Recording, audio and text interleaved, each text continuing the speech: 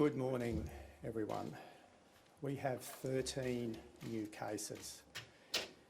7 are linked to current exposure sites or identified close contacts, and 6 are under investigation. Only 4 of today's cases were in quarantine during their entire infectious period. At least 8 were infectious in the community, and the remaining case is still under investigation.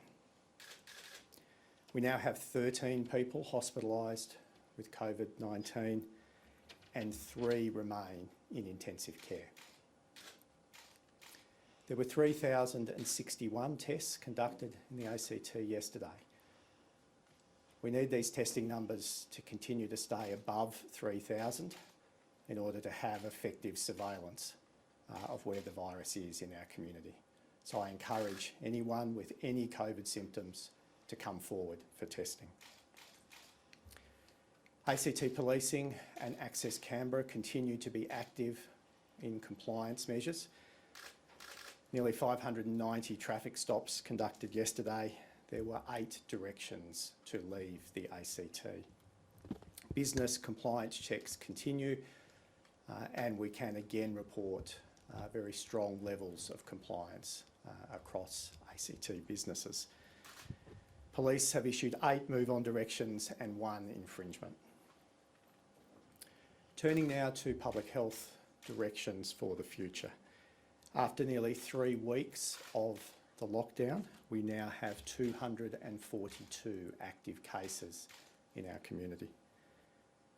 The Chief Health Officer has provided a detailed report to the ACT government that shows that the lockdown is proving to be very effective.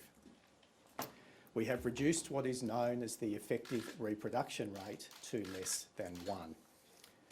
This means that across the community, each person who is infected with the virus is infecting less than 1 other person. This is absolutely essential to continue in order to reduce the outbreak. By way of comparison, Sydney's effective reproduction rate is above 1, and that is why their case numbers continue to grow. Now, today's headline case numbers show that we are bending the curve down and are getting on top of the outbreak. However, it is a slow process and it will take more time.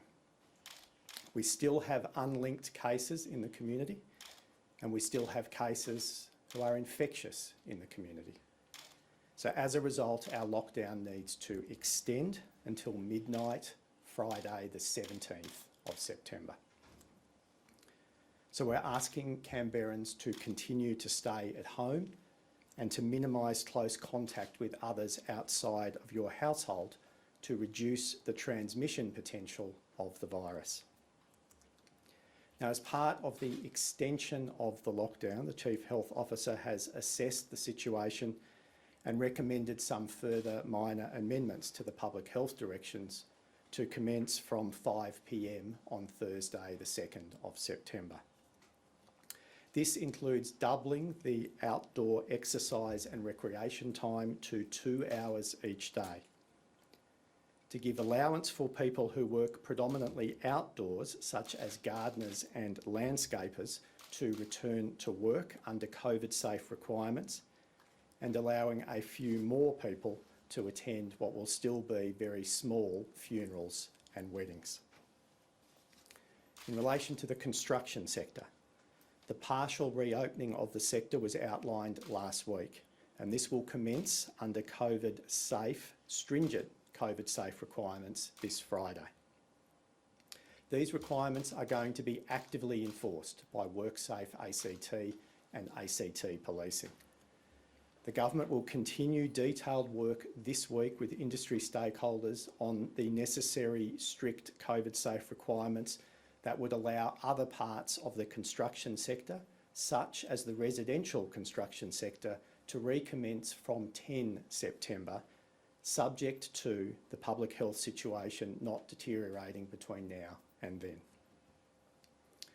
With the extension of the lockdown, we have again worked really well and collaboratively with the Commonwealth Treasurer's Office to expand the COVID-19 business support grants. So thank you to Treasurer Frydenberg and his team for that close and effective collaboration. We're able to announce that one-off grants will be significantly increased to a maximum of $20,000 for employing businesses and $7,500 for non-employing businesses eligible under the scheme. Any business that has already made an application does not need to make a new application. The new amounts will be automatically applied if you are eligible. The first payments will be made in the coming days. The Commonwealth has also confirmed that the COVID-19 disaster payments available through Services Australia will continue to remain available to Canberrans who have lost income during this lockdown period, subject to the Commonwealth's eligibility criteria being that the Commonwealth Chief Medical Officer extends the declaration of the ACT as a COVID-19 hotspot.